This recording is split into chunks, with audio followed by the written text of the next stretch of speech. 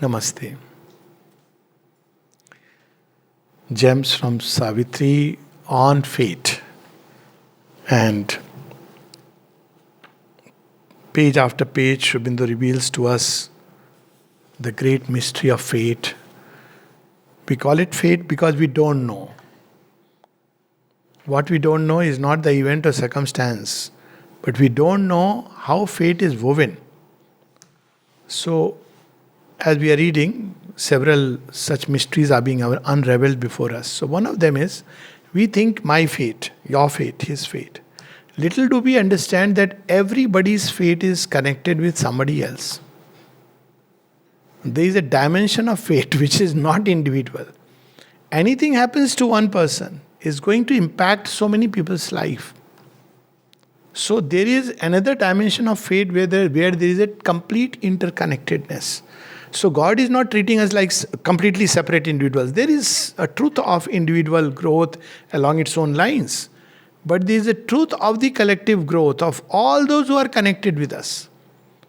And so it's a tough job, if one wants to put it, for the divine to make sure of to take sure of all these parameters. There is a very interesting little story of the mother and the person who encountered this, who was actually experienced it, has narrated to me that there was this lady who, after staying for 2 years, wanted to go, and she loved somebody and wanted to get married and go away. And she came for darshan of the mother to take her blessings. And the mother asked she and the husband to wait, prospective husband. So then the queue went on. After she has come, after half an hour, when all of them had gone, her turn came, and the mother gave her one blessing packet and left. So Champaklalji asked that, like, if this is what had to be done, one blessing packet, why did you ask them to wait? And he said, no. See, her destiny was moving along a certain line as an individual. Since she decided to get married, I had to take away all that and give her something completely new to fulfill her destiny, but now as a married person, just imagine. Only she can do that. We cannot even imagine.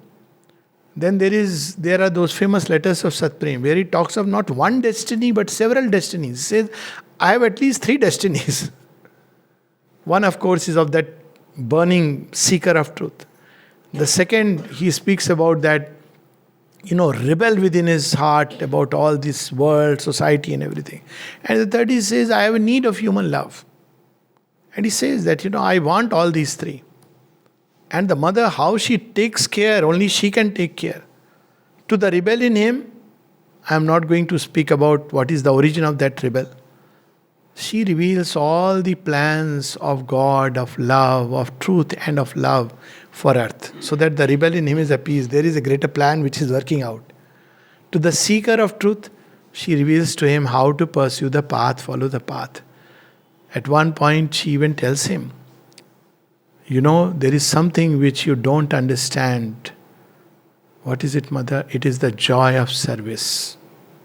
There are none of the letters. And then, to the need for human love, she literally picks up another sadhika, takes her hand, his hand, puts them together in front of her. She has ways which are beyond her comprehension.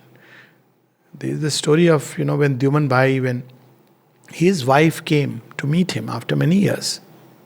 And he asked the mother that, she's come to meet me, what shall I do? She said, only once you can meet her. And in my presence. So in her presence, the meeting was arranged, they came. Why? One would not understand, because that destiny she has removed. And another destiny has started. So this play of destiny is not just about us. It's about everything that is connected to us. That's how life organically grows. So here is a passage which reveals that.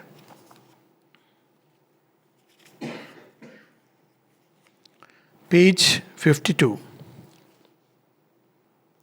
all that transpires on earth and all beyond are parts of an illimitable plan. We are connected not only with people of earth, but the gods. Gods may be wanting to take birth in somebody, is being prepared. And suddenly they say, oh God, this is. So, all this, it's a great plan. The Titans, they battle for the human soul. So, all that transpires on earth and all beyond are parts of an illimitable plan. The one keeps in his heart and knows alone. Nobody knows. Even the gods don't know what's going to happen. But he knows through everything. He carries us. Our outward happenings have their seed within. And even this random fate that imitates chance, it looks chance, it's not chance. It looks a random event because we don't know the coordinates, we don't know the seeds. It's much like, a farmer knows that what tree is going to come out. But somebody else doesn't know. One may be carried away by the seed. Oh, this looks so nice, such a lovely seed this is. Nice fruits will come from it, no? He'll say, no, there'll be no fruits, no flowers. He'll say, what is it? It looks so nice, but something else will come. What something else will come? Something better than fruits or flowers? He says, maybe, may not be, depending on how you look at it. What comes out is the bass for the bansuri. Just, of course, there are flowers also which come very insignificant kind of. So he knows the destiny because he knows the seed inside. That's why the mother's dealing with people was very different with each one, and from the surface one could not understand. Because human vision was seeing only the outer nature and outer personality. But she saw the deep divine possibility, and to fulfill it was her main task. And even this random fate that imitates chance, this mass of unintelligible results, are the dumb graph of truths that work unseen. We see only the outward results, and we wonder at the crash of circumstances. But there is a deeper inner truth which is taking place. The laws of the unknown create the known. Who noticed the tremor inside the ocean depths which would swallow 2 lakh lives in 10 minutes' time and change many things henceforth? So there are things which are going on inside which we are not conscious. If we become conscious, we'll know it. But they are the dumb graph. The laws of the unknown with a capital N, a U, create the known. The events that shape the appearance of our lives are a cipher of subliminal quiverings. The little tremor, sometimes a little feeling, when you look back. At least I go into these reflections. How did this event take place? When you look back, was there something like a tremor inside, maybe a desire, maybe a feeling, maybe a wish, passing wish? And then you look back and you realize that there are things hidden inside us. Then you go still deeper. What need of the soul created this wish? You go still deeper and you discover something else. Then the whole picture becomes very clear. Otherwise, it's all very confusing. Why things are happening the way they are happening. So she says, are a cipher of subliminal quiverings which rarely we surprise or vaguely feel, are an outcome of suppressed realities that hardly rise into material day. Ordinarily, what happens in one life? These seeds are there, these longings of previous life and things which have the evolutionary curves through which we have to move. So in one lifetime, the soul chooses just few of them. Otherwise, too many to handle. So it picks up a few of them. That's how it is called, no? Sanchit karm, prarabdh karm, utkat karm. Sanchit karm is all the doors we have opened, through which we have moved one step, some door we have opened, dekhenge, third door we have opened. So all that is Sanchit karma. Prarabdh is okay, in this life I'll walk on this one road or 2 roads. Like that, whose poem, Frost. 2 paths interesting. He takes Robert Frost, I think. He enters one path, he writes that. And he says, I've gone to the end, but I don't know what that other path was. So it's very interesting. The poem, it's been a subject of discussion by many great ones. It's a very simple poem on the face of it. He describes the journey, nice, lovely. He says, this is fine, this is lovely. But actually, I don't know what that other path was. Because you never took it. So out of the Sanchit, we take a few experiences. Then in next life, theek hai, you want to take some other. Like for instance, one life one may lead the life of a king. Another life, you may want to be a very commoner. The mother gives this example. Why? Because you realize as a king, you can't suddenly stop at a Golgappa shop and, just incognito have something. You are in a prison. That's how it is. You see the cavalcade of all the cars that pass by. It's another kind of imprisonment. Of course, you have the power and all that. Even that is not easy thing to handle. So you realize, so you want to be born as a commoner. Another place she says when she was asked, Beethoven in next life he'll compose some great music. He says, who knows, maybe a shoemaker. And then she said it's approaching the same problem from another angle. The problem of human ignorance. So this is where that there are suppressed realities that don't come up. And when we take to yoga, because it concentrates, see this we all read, concentrating many lives into one life. But what it means? It means lifetimes of experiences entering into one life. See in the story of love and death, when Ruru is told, will you give half your life to save Priyambada's, to bring her back from the land of death? He says, yes. He says, hold on, you have not heard me properly. He says, yes, half life means if I were to live 100, I'll live 50. That's fine. I want to live with Priyambada. He says, no, it doesn't mean that. It means those 50 years of all the experiences through which you would have grown, all that you are sacrificing. Then you understand that what it means. So, all these lives getting compressed in one lifetime can be very disorienting. That's why it's very difficult to understand people who are engaged in yoga. You just can't understand them. Why these things rise up? We normally judge them as good and bad, but not so the divine. They are born from the spirit's sun of hidden powers, digging a tunnel through emergency. So the soul wants to emerge and it sees there is a block.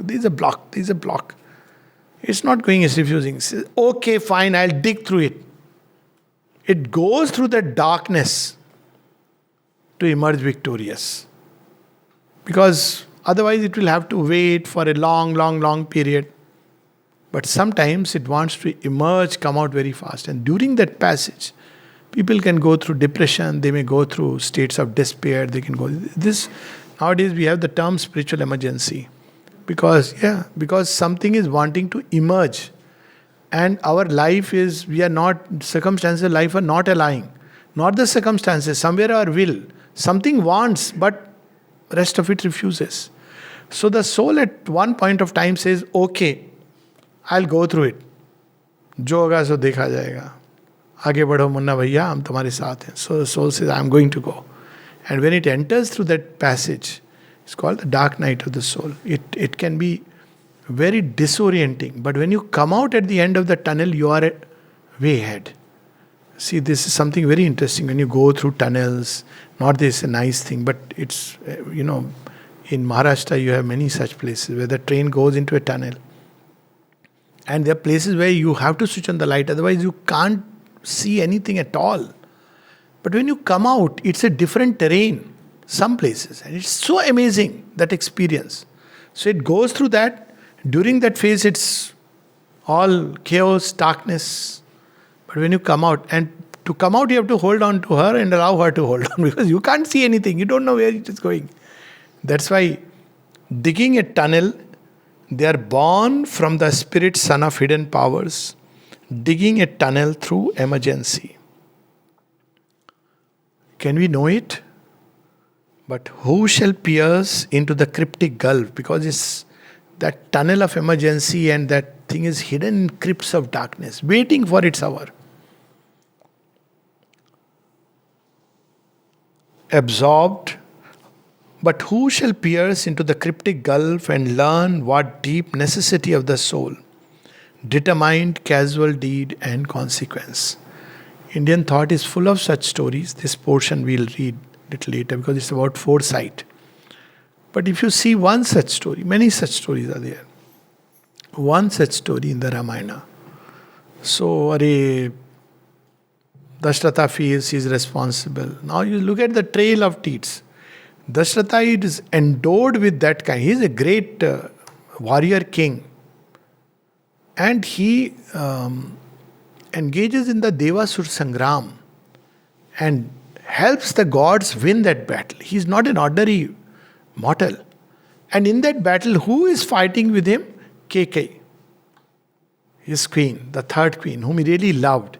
And he loved her very much because he is the one whose nature comes so close to his warrior nature. Like we see in Arjuna and Ulupi. So there are different aspects. She comes and she saves him at one point of time when he is going through that state of utter, he is hit and he is in a state of unconsciousness. It's a very deep story. So I'm not talking of how the Devas and Asuras were fighting, that we have discussed elsewhere. And he tells her, you ask me anything and I am ready to give you. And she says, he says, I'll give you 2 boons. He says, I'll ask when there is time. Casual deed and circumstance. And time rolls by and then they have children and children grow up. And everybody has forgotten about the boon. And then one day, pushed by Manthara, she asks. What does she ask? His life. Literally, she had saved his life in one way and says, Rama must go and my son should become king. If you look at the irony of the whole thing, Dashrath dies after that. But now look at the fate, how it shapes itself. How does Dashratha die? Dashrath dies with name of Ram on his lips. There is a parallel to this story, I'll just say in a moment. And what happens with that banishment? Ravana must fall and the entire Dandakaranya is freed from the Asura and the brute animal. So, it may look like a strange fate, but this fate Rama had chosen in the grand scheme of things. How else? He was not the type who will suddenly say, where are the Asuras? I am going to kill them. No. The means and instruments, everything was to fulfill his own mission. Now, come nearer. Look at Sri Aurobindo's story. Sri Aurobindo is sent by his father to England so that he becomes a Sahib, Brown Sahib. Why? Because he believes, like many of those days, Bengal, and on one side in Bengal, the Renaissance took shape, but there were people, the intellectuals, so-called educated, who felt, yes, basically, these Britishers, see how they have governed. That's how we judge people, by outer success. So he said, my son should be exposed to British education, not to our pichda hua. And Sri Aurobindo goes there, even his name is changed to Aurobindo Ackroyd Ghosh. And look at the irony, when Sri Aurobindo is coming, during that time his father realized that he had made a mistake. He would send some cuttings from newspaper about the atrocities of the British. He realized all that glitters is not gold. All that is fair outside is not necessarily fair inside. So, he sends cuttings. And then through that, he is the one who sent him away from India and he sows the seeds of revolution inside Sri Aurobindo. And in the bargain, Sri Aurobindo understood perfectly well what is going to shake the British Empire. The role he had to play. So you see this staying away. And look at the irony, when he comes to the soil, his mother, of course, had, gone mad. But his father, he gets a misinformation that the ship has drowned in which he was coming. This was not true because they had changed last minute the ship and this was not conveyed to him. So there was a ship that drowned in which he was supposed to travel, but he had not actually traveled. So he died with Sri Aurobindo's name on his lips. Look at how fate unfolds itself. And then, of course, Sri Aurobindo lands up and carries on the work, which is, In Mother's words, Sri Aurobindo is the luminous future advancing. Sri Aurobindo brings to the earth the message of a luminous future. He is the future advancing towards its own realization.